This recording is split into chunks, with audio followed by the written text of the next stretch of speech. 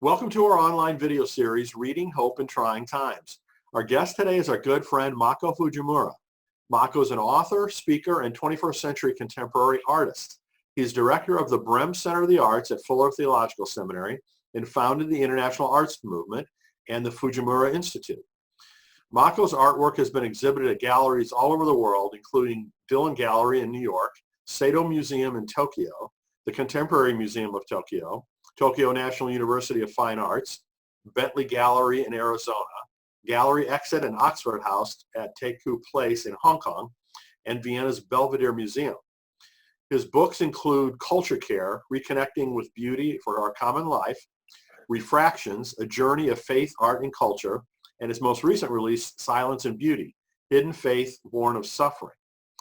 Mako served as a presidential appointee to the National Council of the Arts. In 2014, the American Academy of Religion named Mako as the 2014 Religion and Arts Award recipient. And Mako's been a featured speaker at several of our conferences. So welcome, Mako. Thanks, Brian. It's great to be here. Just two updates. One, I'm no longer at Brehm Center. I decided to keep my studio in Sedina, launch a business called Culture Care Creative Inc. with my buddy Joe Galler there. And then my new book is coming out next January. It's been pushed back because of the current crisis, but it's called Theology of Making, Art and Faith, Theology of Making. So I wanted to update your audience on that. Oh, good. Thank you very much. I wasn't even aware of that new book coming out, so that's fantastic. Yeah. So perhaps we could just start by talking about this current health crisis that we're in and, sharing your thoughts on, getting through it. I have traversed the world, including Asia.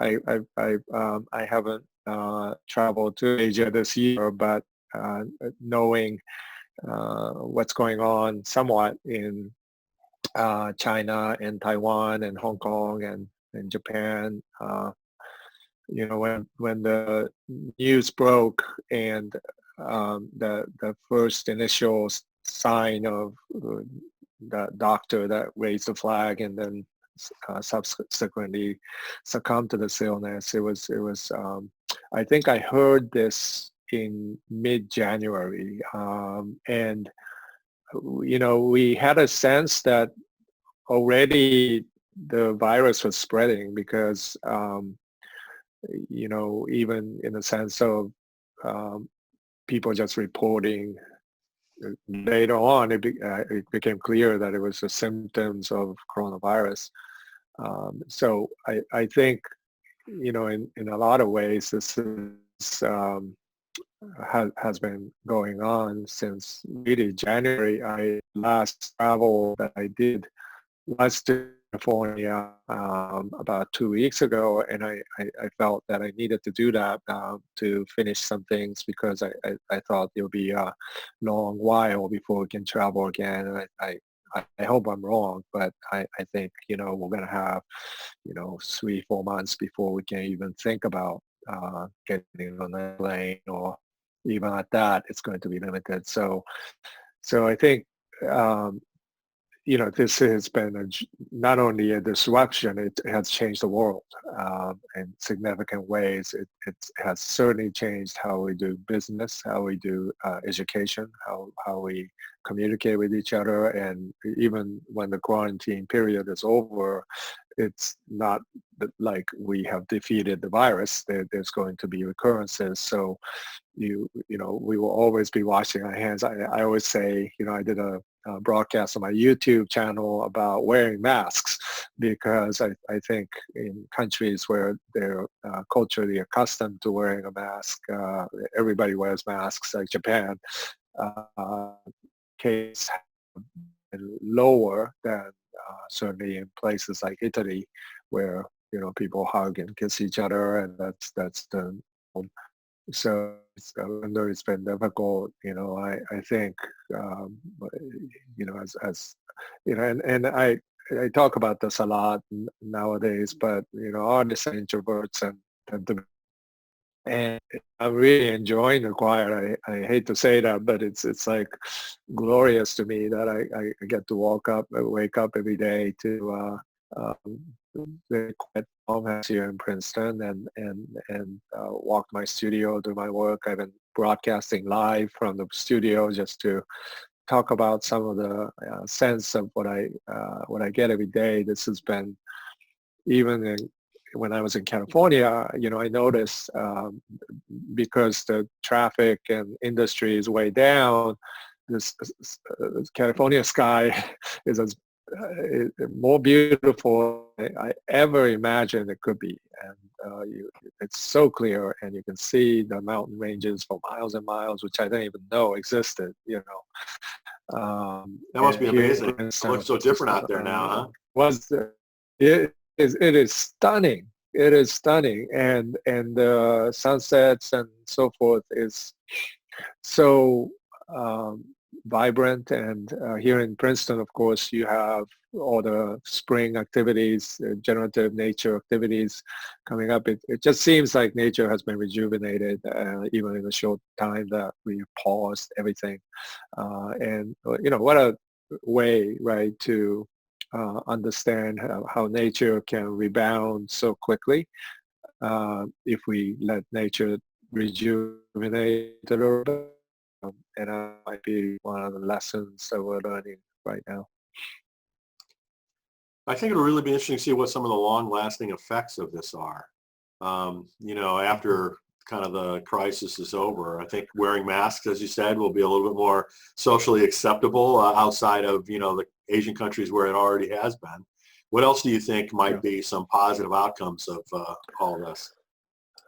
Well, I hope, in some ways that we don't go back to the Darwinian world that we live in. And of course, we have to take care of our neighbors, but even that concept of being quarantined at home, not necessarily just for yourself, but for others, your neighbors, your grandparents, and so forth. I mean, those are really important values that has cultivated, and I think so many of us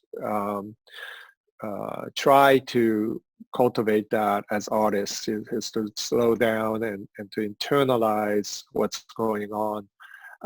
And as others have done this, they're more open to beauty, more open to poetry, more open to things that, I care about as an artist. And so I, I hope that will continue. I hope, you know, the institutions that support such an effort, like concert halls and music, classical music, jazz, all of that will survive. I'm not sure if many of the institutions that we're used to will survive this. Because this disruption has cut off so much of the needed revenue, and arts institutions are living day to day, just as artists are. I have a good friend who teaches at Juilliard, and as soon as her classes were canceled, she couldn't pay rent. These are permanent issues that I think we will be faced with in the future. So we really have to, in some ways, step up. Writers have it a little bit better because we're always sequestered in our, writing desks, and we can write even more focused way. But performance arts are going to be suffering. Yeah, I think there's no question, and I just hope that this thing doesn't last for an extended period of time. That would just be devastating to a lot of different folks, artists, hotel, hospitality industry, travel industry, all of that. Yeah, exactly. And I think we can recalibrate, what is really valuable and important, as well as trying to do what we can to, as a nation, to try to address some of these fractures. But it's going to be a definite fracture. And as I think about that, I talk often about this venerable art tradition of kintsugi. Kintsugi is mending with gold that Japanese have done through centuries of tea tradition. When a tea ware breaks, they don't fix it. They actually hold on to the fragments for generations, and after several generations, they will mend it, give it to a kintsugi master, and they will mend it with Japan lacquer and gold. The resulting board is more valuable than the original. So you have a great paradigm, and I talk about that. I have a chapter called Kintsugi Theology in my new book, but you have a way to address the current the fracture, and it's definitely going to be fractured, and I think it's important to think about how we can frame it, or how we can understand it, so that the future is something that doesn't ignore, but acknowledges the fracture and the losses that we're going through, but in the same way to mend that and to create new. I think that's a great perspective and a great analogy, for us to all benefit from. Mm-hmm. So over, your years, you've experienced certainly plenty of challenges in your life. Maybe you can just talk a little bit about how God's helped you through some of those. Right, and this has been a great opportunity for me to look back, process. It has been a very healing journey in that sense, to be able to have time to do that. And fortunately, we have Zoom and we can talk to people. I have had great discovery sessions with several of my therapists, as I go through my own trauma, and I, as many readers know about my work, my writing really began after 9/11, being a ground zero resident living 3 blocks away from the towers, and our children became ground zero children, and and recently I had, 3-4 years ago, but my wife left the marriage because of trauma, and I have been going through a deep searching of my own soul, my own heart, and as I went through that process, as I rediscovered hope, and greater understanding of myself and what was happening, I had to really look at how the ensuing trauma. I mean, it's been 20 years since 9/11, and a lot of what happened it was not just due to that event, but multiple complex traumas building up. And then, I lost both my parents during that time, and so it's been a real dark journey for me, and yet I feel that it has, as much as it has brought pain, it has brought perspective that I would never have otherwise. When I wrote my last book, Silence and Beauty, it's all about trauma and suffering, and I could not have expected that everything that I wrote in that book will come back to uh, almost minister to me and haunt me at the same time. It was like almost prophetic in the way that the writing process opened up, like surgeon cutting into my own body. It was a very painful book to write, and I knew that I had to write it, but I thought that it would be something that will end up revealing things that will be very uncomfortable, and certainly that fractures of my marriage, my relationship has a lot to do with what I wrote about in the book, and I think it anticipated in some way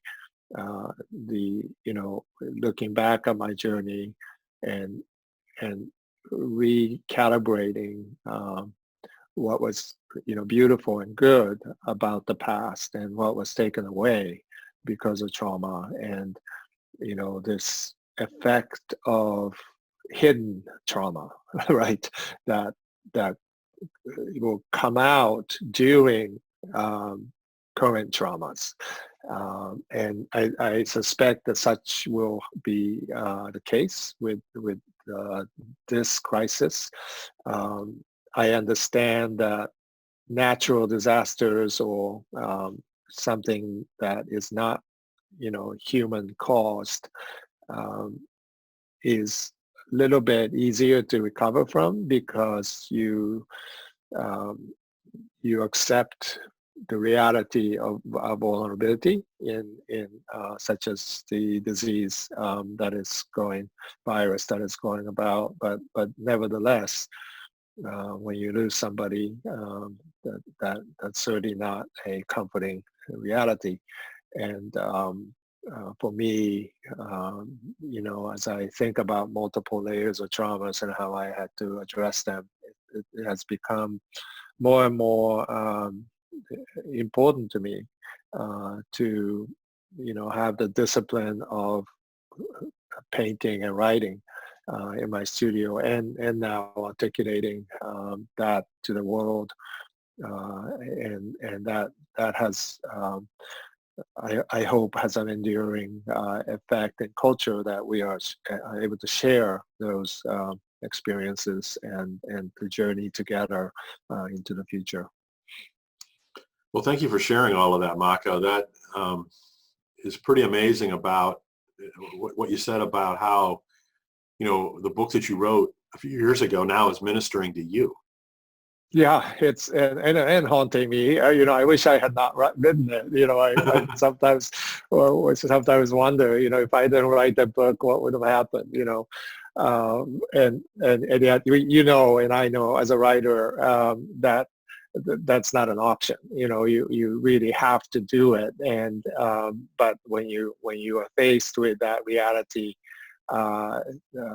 you're kind of making the invisible visible in art, and you just can't stop the process. But at the same time, there's a different side of the creative process carrying you through to something that maybe you're uncomfortable with, but you have to take care of your soul at the same time.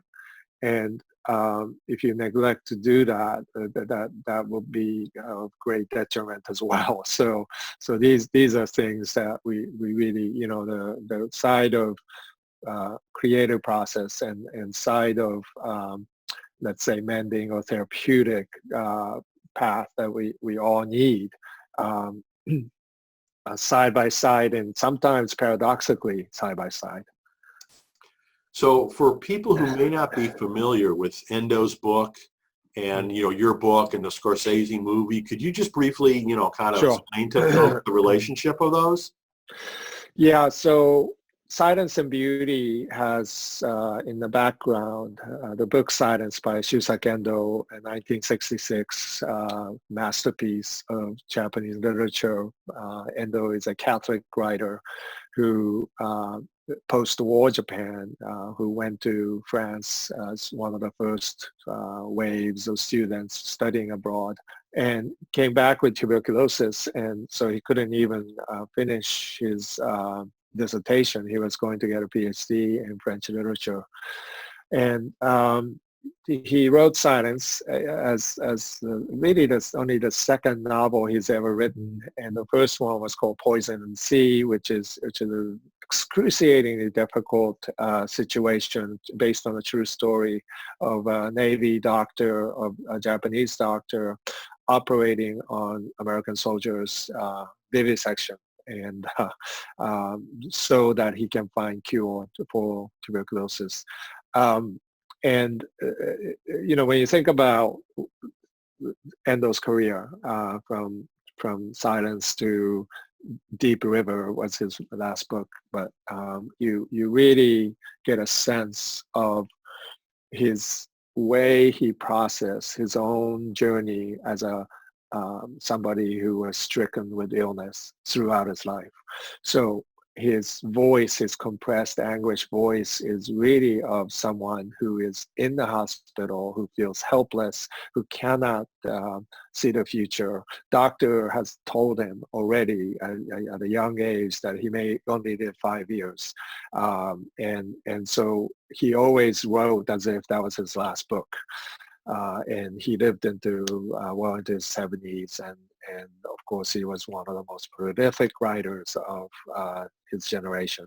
But nevertheless, he had this reality in front of him. And so any of his novels today, when you read them, you read Silence, and Martin Scorsese, of course, read this when he was on his way to Japan to, right after the Last Temptation film, he went to Japan with Silence in his hand to film with Akira Kurosawa, who one of his last films called Dream.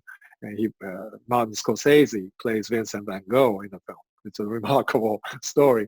But he's with Silence because Archbishop Moore, the Episcopal Archbishop of New York, gave him the book after watching the Last Temptation film with Martin Scorsese. And Archbishop Moore said, Marty, if you want to wrestle with your faith, this is the book to do it with. And Martin Scorsese, who was a seminarian in East Village early in his life, said, I had this personal conversation with him about, because I didn't want to wage into another culture wars thing, and is Silence going to be another one of those Scorsese way to work through, his own issues theologically. And so when I had this first conversation with him, he said, no, I learned my lesson. I never wanted to be a poster child of culture wars. I was just simply asking honesty on film, the questions that we were, asking as East Village seminarians, early on in my life. And I made a mistake of making him the film.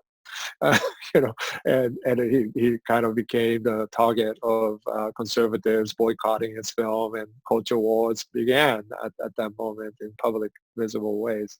But, Marty was very kind to be honest with me about what this film and what the book meant, because when he read Silence after the Last Temptation film, he said, he called his office when he landed at the airport. He said, this is my book. This is my story. I need to get the rights to this film. And that was over 30 years ago. He attempted to create the film several times, failed multiple times because it's such a difficult film to produce. No film company would ever take this. It offends everybody, and it's traumatic. It's a difficult film to even talk about, and yet I believe it is one of his great masterpieces, Scorsese's masterpieces. And by the way, as a side note, The Irishman, that came out after this film, Silence, the special effects of that came out because of Silence, because Silence was shot in Taipei, and the Ang Lee's team that invited Martin Scorsese to come and film Silence in Taipei, Ang Lee's team is the best special effects team in the world. And Marty was complaining about, the special effects production. I guess they were using it for Silence as well, to make somebody look different or somebody look younger, is so bulky and difficult for actors.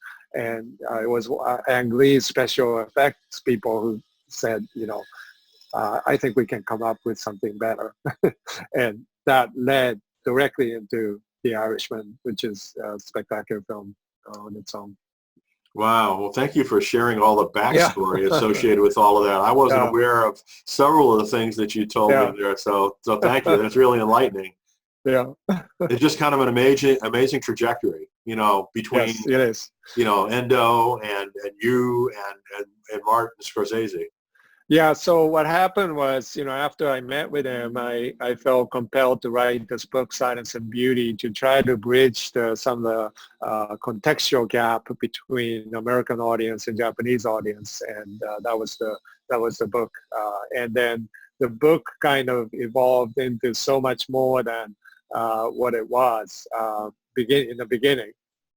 And I was really contracted to write, and I became fascinated with um, my own inner journey, let's say, rather than just a historic contextual journey that I was writing about. So it became a kind of an autobiographical book for me, and the ensuing trauma that I experienced in my real life was anticipated in the book.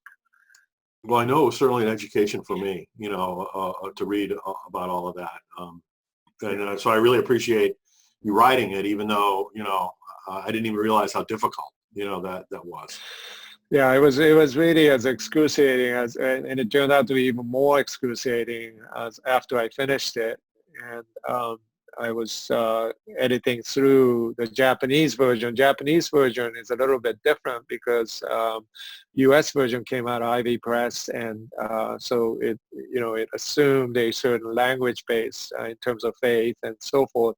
Japanese publisher, I intentionally chose a very secular publisher. It's a respected publisher that publishes historical books, and they accepted it. And so I had a translator help me, but she translated what I had written in English, and then I kind of modified it in Japanese. So it's a little bit of a different book and a deeper book. And when I did that, I also realized that there was something about the whole process that was drawing me back to my roots. And I was almost rediscovering myself as a, I'm a Japanese American, but I was going back into my own roots and rediscovering myself there.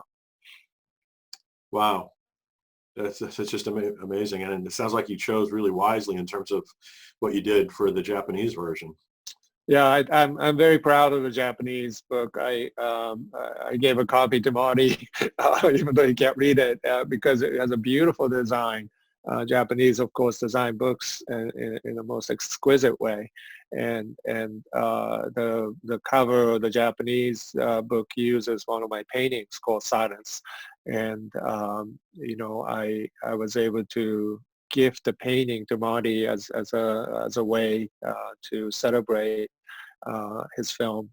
His film didn't do very well in the box office, but in Japan, in the U.S., but in Japan, over 300,000 people lined up to see this film in first week, and it was he put Endo's book on top of the bestseller list for 1 month, which is remarkable. It's a 1966 book that is now the younger generation has read.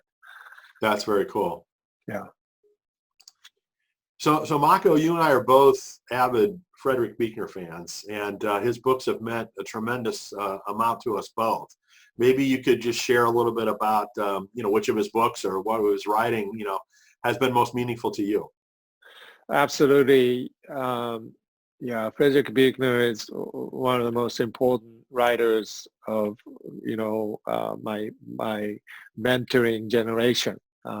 He is certainly someone that I have read very early on as I journeyed into my faith, but also, just as a writer. I mean, he's I think has a remarkable voice, a needed voice in the time of fracture, and what became culture wars.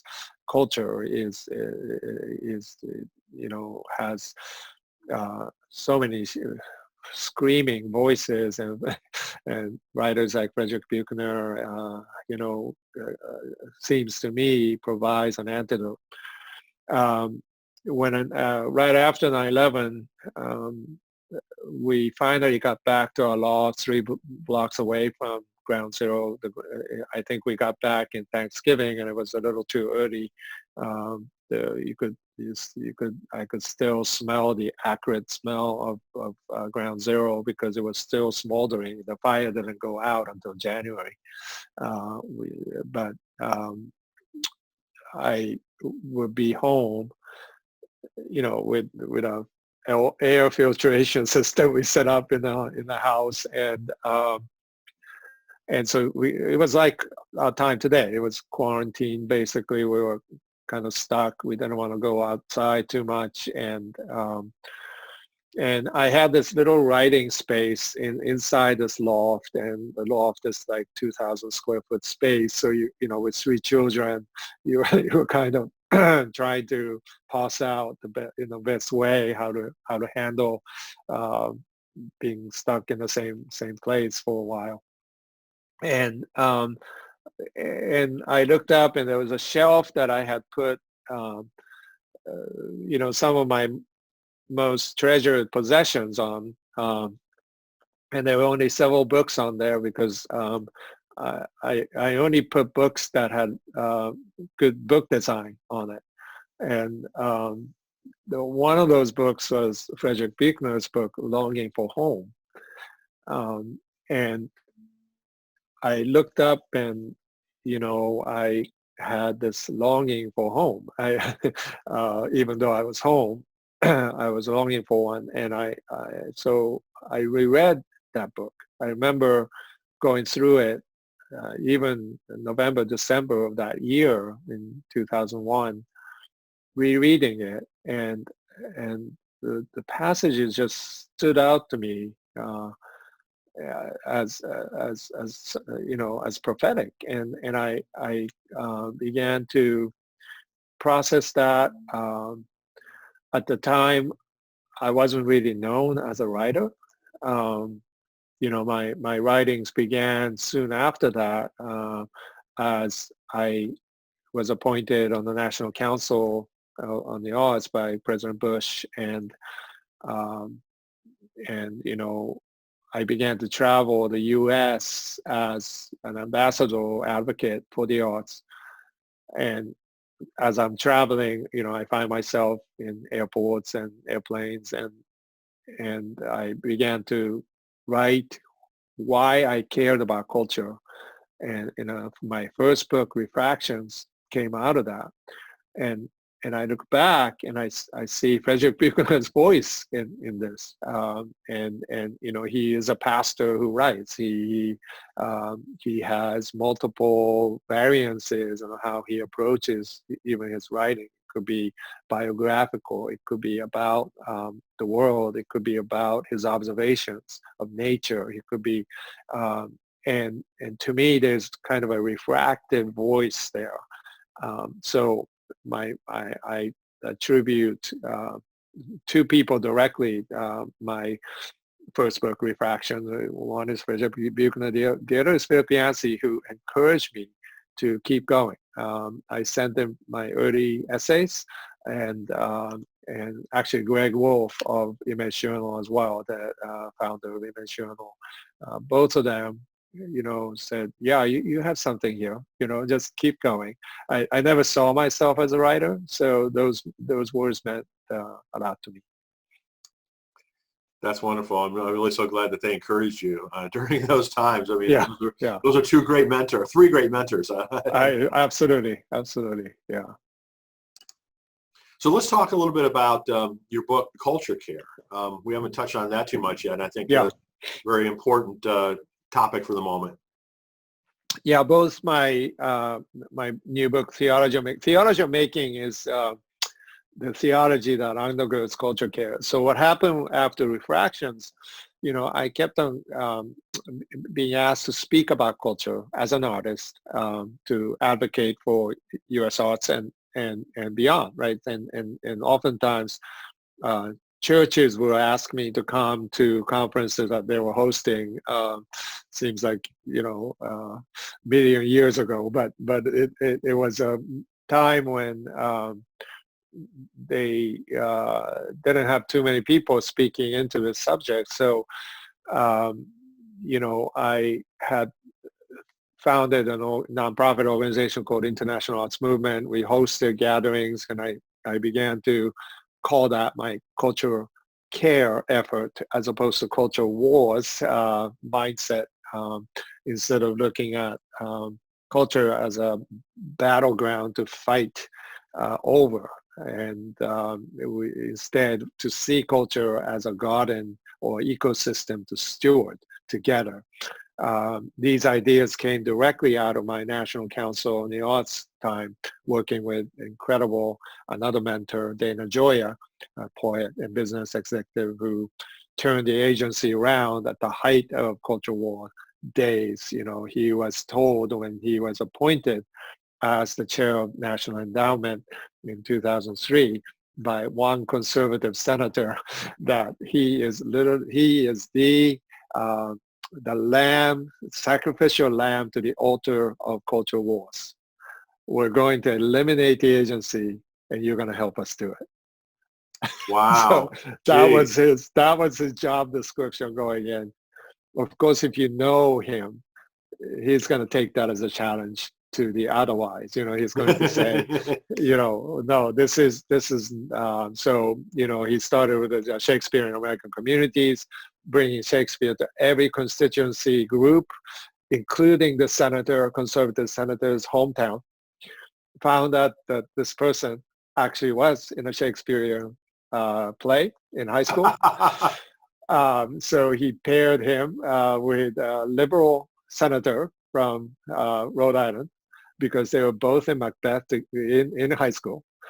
And he had them play Banquo and Macbeth at the Capitol Hill reading on That's Shakespeare. classic. Yeah.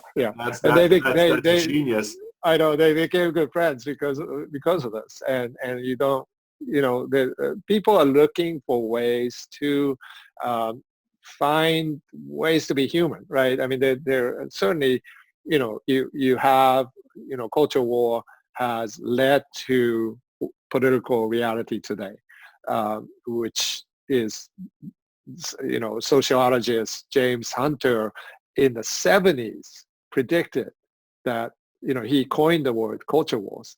He said, going at this rate, conservative voices and liberal voices will not be able to talk to each other, right?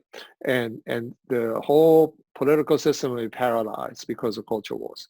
He said this in late 70s, and guess what? He was absolutely right. And we have a situation in Washington D.C. that is absolutely untenable until this crisis. This crisis has caused a kind of a meltdown of culture wars. If you follow Twitter on any of these culture wars people, it is absolutely decimated their arguments. You cannot say the same things you could say 6 months ago and be effective in it. And people don't care, because we're fighting a virus. We have to come together. It doesn't matter, and you can bicker over, how to do it.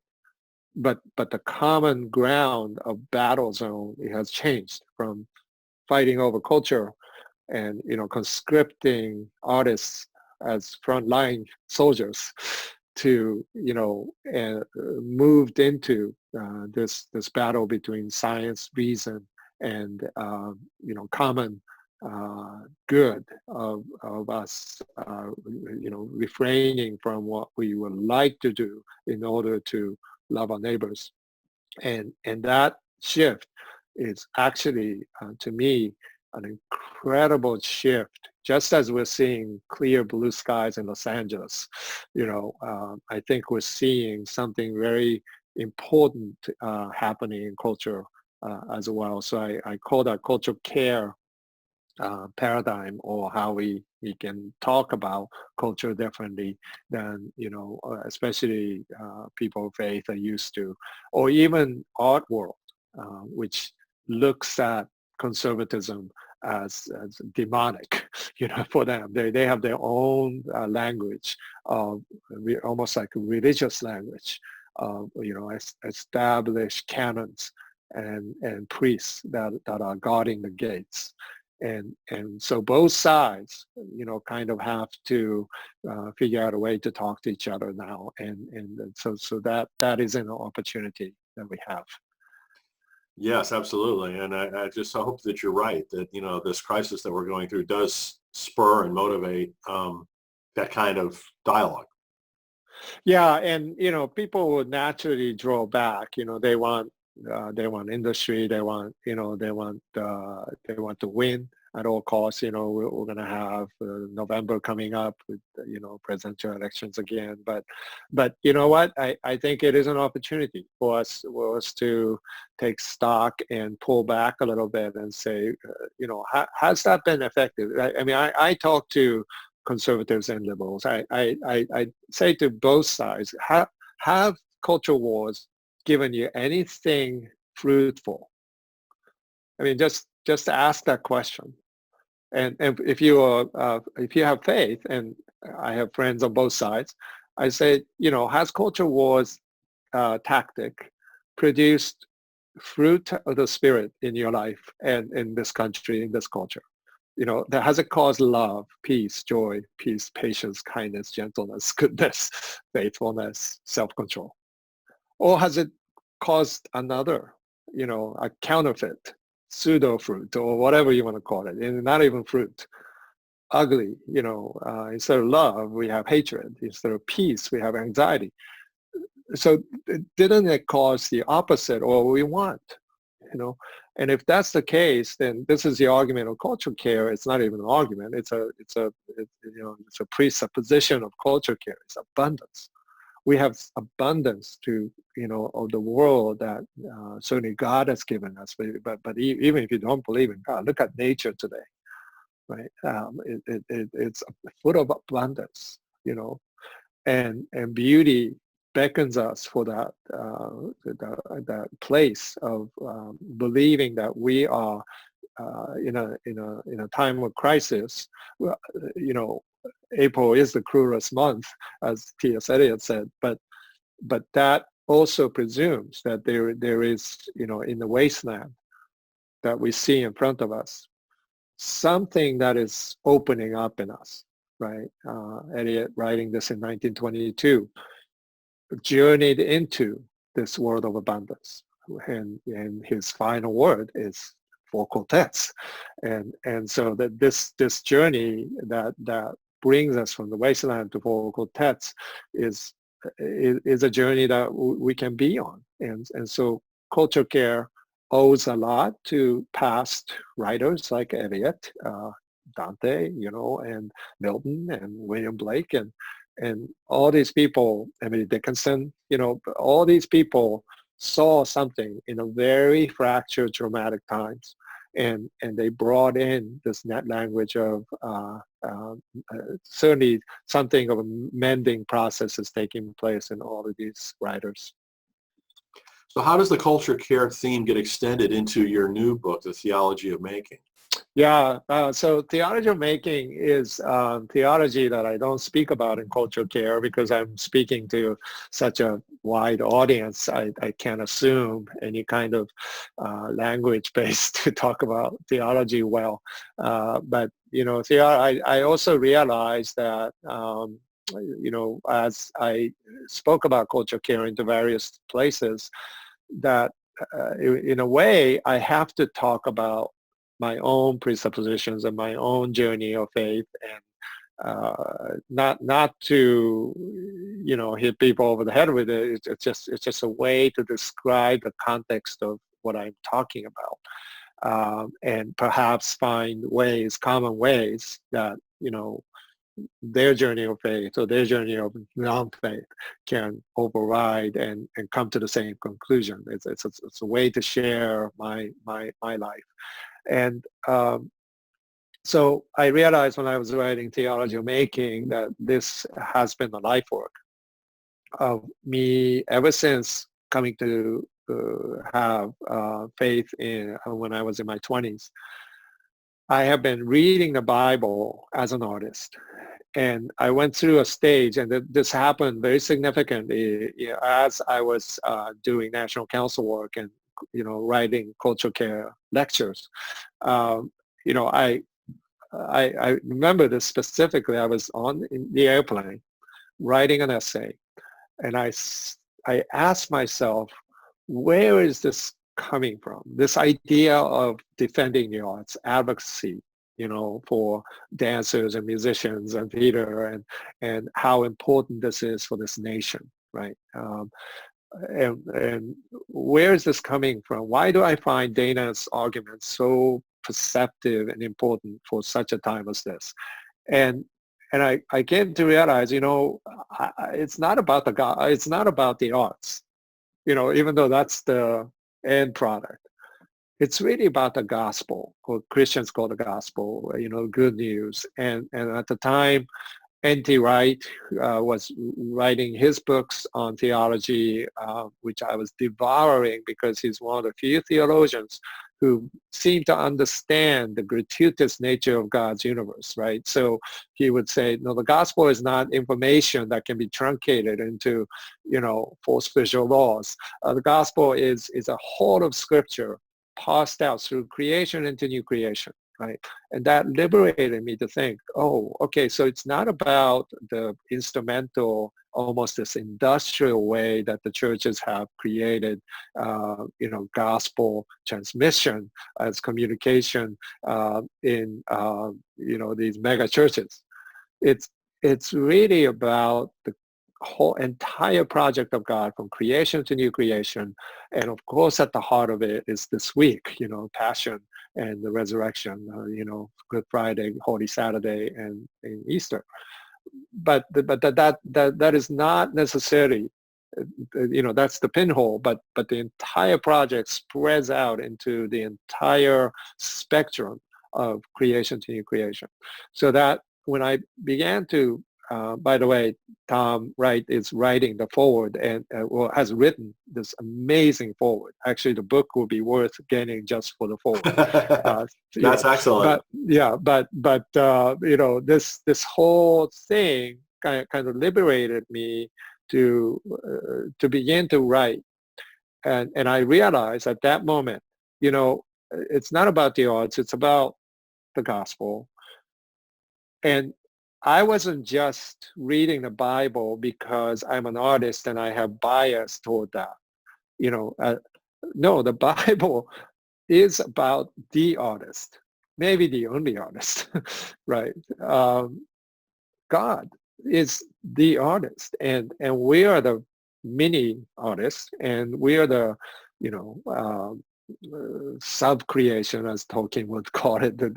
That's kind of echoing and bringing out what we see from our side. But ultimately, you don't really fully grasp theology until you understand the artist's heart, the writer's heart. This is the voice that sang creation into being.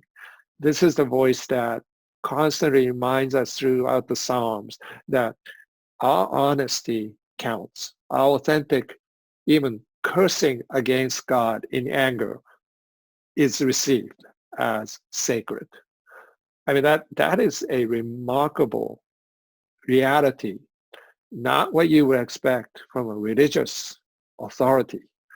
You expect this from an artist. And Jesus is, as Van Gogh said, is the greatest artist that's ever lived because he taught us how to love, right? And this is the kind of the shift that can take place if we read the Bible as a poetic text, and a lot of the Bible is poetry and prophecy, right? So it is both this imaginative, let's say, writing that is not fantasy but reality.